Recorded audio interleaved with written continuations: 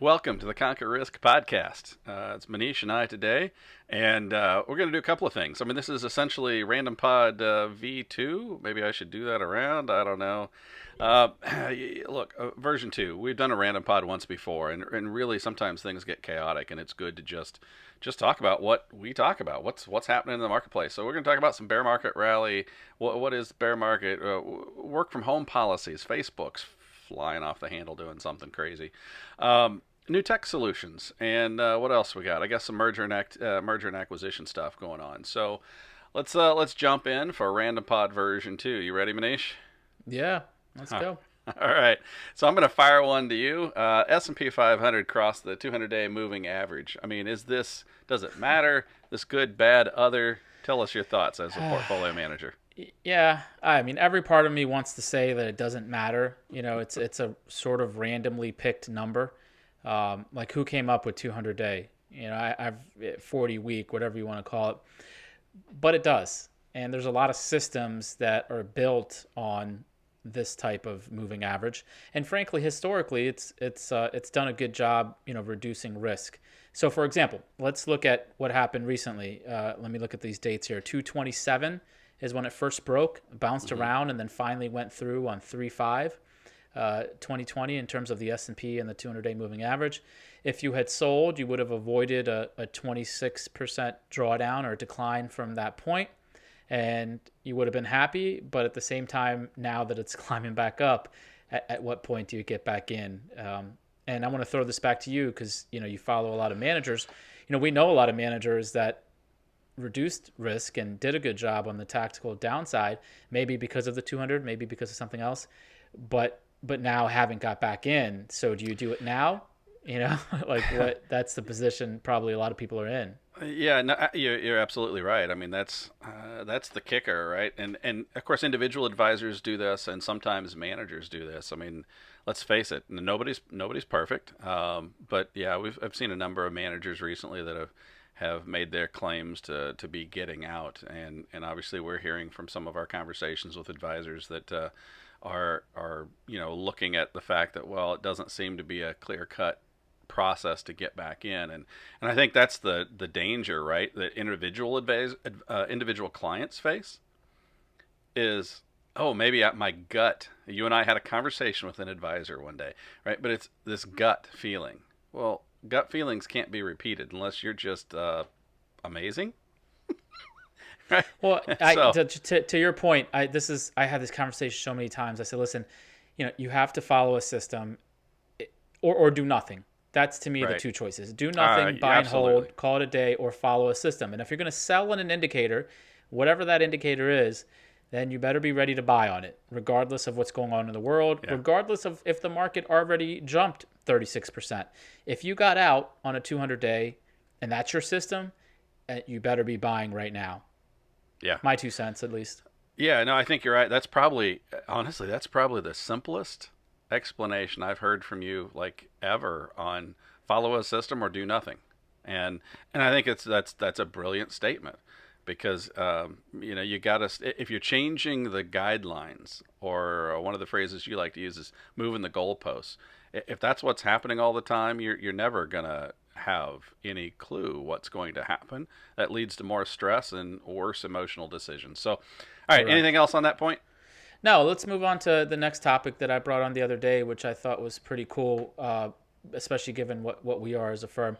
Right. So, a lot of tech companies recently, Facebook, Twitter, Square, came out and announced that they have permanent work for home policies, or the fact that they are going to move towards that, where, listen, you just don't have to come back to the office at all. You can work from home. Part of me is surprised that this didn't happen before.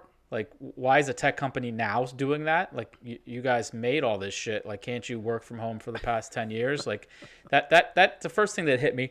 But here's the most interesting part, let's unpack this a little bit. I'll throw Yeah. this to you. Zuckerberg from Facebook came out and said, if you move from the Bay Area and work from home, your salary will be adjusted. Go. Yeah, that I find interesting because there's so many different ways to look at this.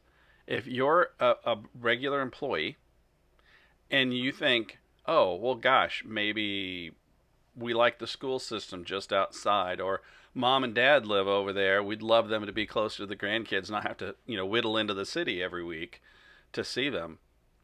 Do you first have to go talk to Facebook and say, for this zip code, what would be my new salary? And Now, how do that's you the first determine thing that that? comes to mind. Exactly. How do you determine that? Like Right, median housing, cost of living? Like how right, do you determine cost of living? right. And so, it's a what I'll call a very major factor, totally separate from, is this the quality person that we want working for us doing the job that they're doing?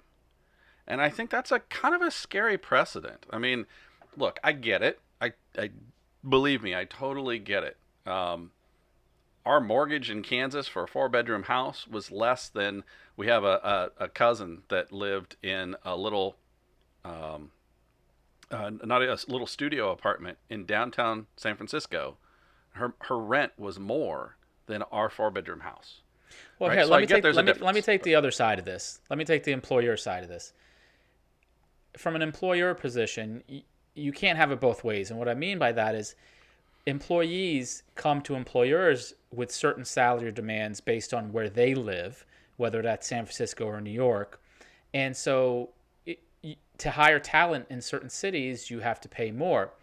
If that talent now leaves those cities, there's two sides to this. Like, do are employers still required to pay a big city salary?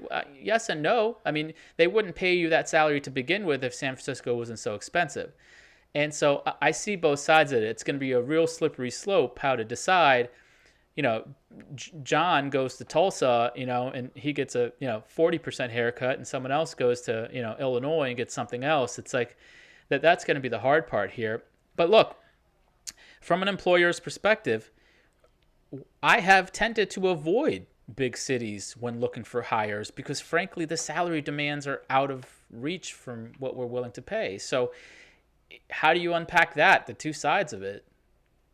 Yeah, it's, look, the ornery part of me says, well, gosh, do not me right now, right? But does part of me say, if I'm a regular person, do I get a great job, move to somewhere pretty cool? The idea of getting a job, get a high pay, and knowing that I'm going to turn around and exit stage left and go back where I Yeah, was, that's a good point. right? I mean, Yeah. I know that sounds a little bit far fetched, but seriously, militaries. Let's pick on that. So military families would be a good example.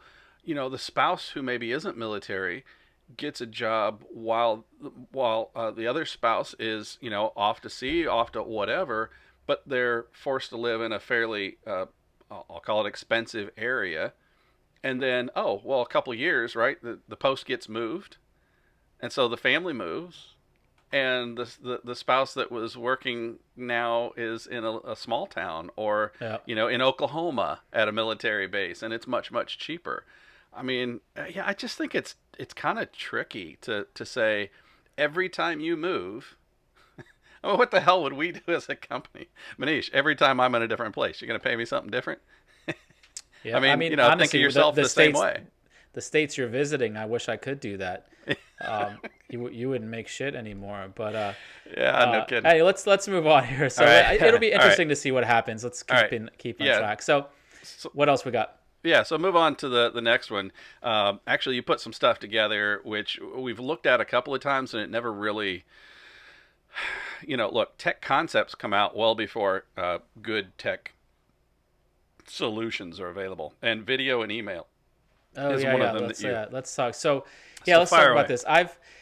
I've always, video. We've always been a fan. Now with work from home, everyone needs to get on this bandwagon. One of the things I love is these new tools that allow you to send video email responses. And all that really means is you're responding with a regular email that'll link to a video.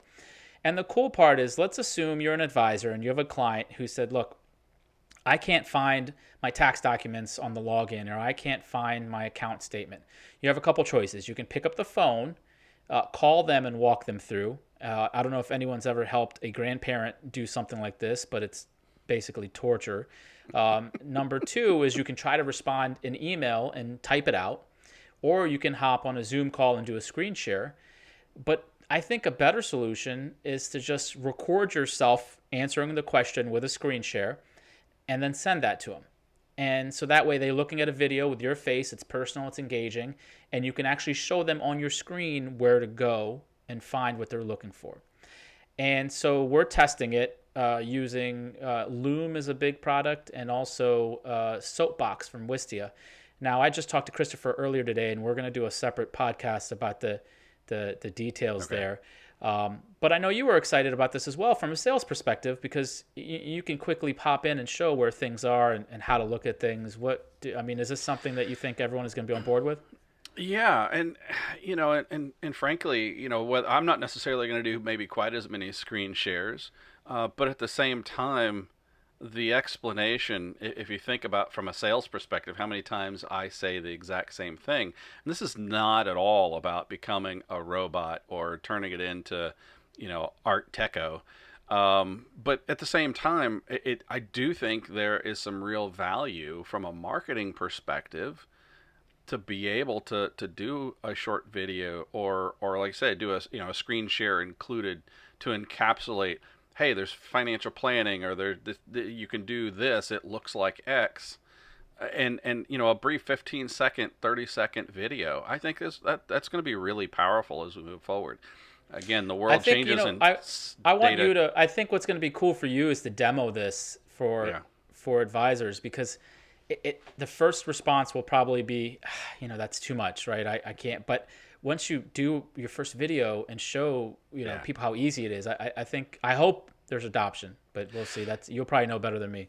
Yeah, well, look, like anything, right? When something first comes out, there's always hesitation to change for most people. But the reality is, I mean, you just have to do it. And oftentimes, this is the result. Maybe right now, I can think of three reasons why it makes sense and three scenarios I might use it. But once it's actually available, right? All of a sudden you're like, oh, and that, and that, and that, and all of a sudden there's 10 things that Yeah. that I'm using. So I've got no problem with this. I've been looking forward to it. I actually have done in the past a few short videos and then just made, but I had to make my own image and put in there, right? Because you couldn't actually put the video, Yeah. Yeah. a link or whatever. So, it's a little bit more fun that way. I think having this all in one spot that's easy to create, easy to edit will be pretty sweet. Okay. So, Cool. Well, look, moving on here. Goldman Sachs, I think it was last year, bought United Capital. yeah. Everyone was starting to, talk about how they're getting into the RIA space, and they made their second move recently, which I thought was pretty interesting, buying Folio, which, in my experience, was a pretty good tech-centric custodian. I mean, I've had nothing but heard nothing but good things about them. So, what do you got on this? Where's your head at with the Goldman? Yeah.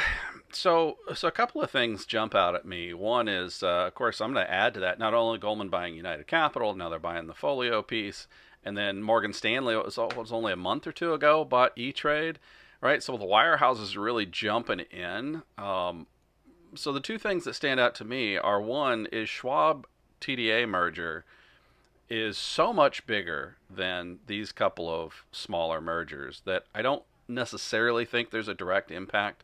The concept is there for sure. Like, hey, wait a minute, more as different other custodians get bigger, ultimately you end up with, it's not so bad for Schwab and TDA to come together. I don't think that there's going to be anything get in the way of the Schwab TDA merger. I think it'll go through. I really do. I guess the second thing that I find interesting is that I'll go back to what I said a minute ago. Wirehouses are getting into the game. That should tell you how scared the wirehouses are of their world changing. Right? They're going I mean, after retail advisory. it's already changed, right? I Can you mean, imagine, Manish, running a wirehouse right now? Like, no, no. So anyway, but that's what really stuck out to me is the Schwab TDA mergers and a multi-trillion-dollar deal. These are some 20, $30 billion, $11 billion. These are not huge relative to the Schwab yeah. TDA merger, but still, it was a Barron's article that caught my eye and said what Goldman did may help this other one. I don't think there was going to be anything stop it in the first place. I don't know. Yeah, it's to me as a small business owner, it's just more and more concerning how that the big just keep getting bigger, and it's not just the top 5 in the S&P like we talked about a couple weeks ago.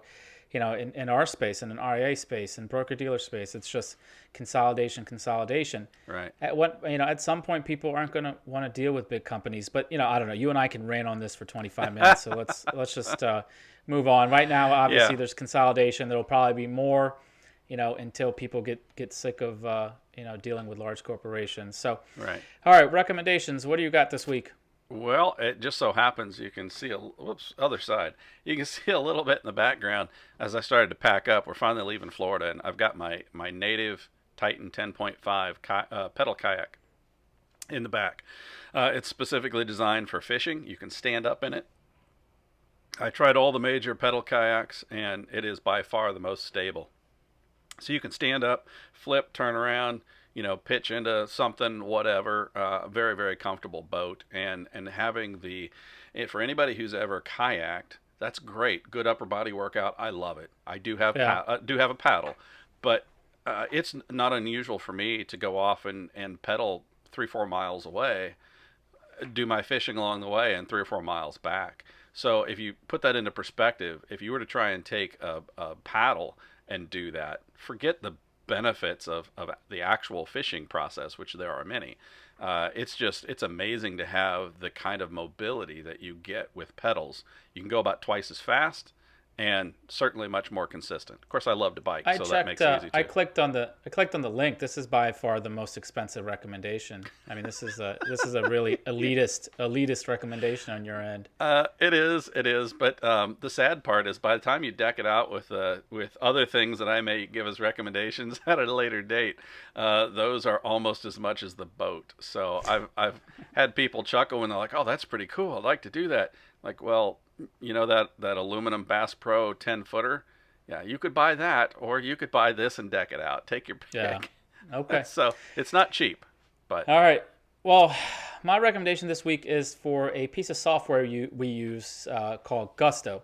We're in the process of hiring someone. Hopefully, by the time this hits, it'll be a done deal, and we'll be excited to announce that. And so I went through the onboarding process, and I used to loathe it. Like, you'd have to get all the handbook and everything together and process it. And Gusto has just made it so easy to hop in there and add the prospective person, send an offer letter. Everything's e-signed in there. They automatically assign healthcare benefits, everything. And look, the customer service has not been great at times, which is par for the course for some of these large fintech companies. But when it does work right, it really simplifies your life as an employer or advisor, whatever you want to call it. So definitely people should check out Gusto. We use them for payroll and healthcare and basically everything HR related. So right. Well, that's good, especially considering we have people in several different places throughout the country. And so that we're probably using it more than what a lot of let's say your typical advisor who's going to have their spot with their handful of employees or whatever right in one location. We're doing different states, we're doing different guidelines and what have you. So if it works for us, it should work for an individual advisor pretty easy. I think so. Yeah, feel free to reach out if you want any tips. We were with Zenefits before and now Gusto. There's a bunch of them out there, and it's reasonably priced. So anyway, That's all I have. Cool.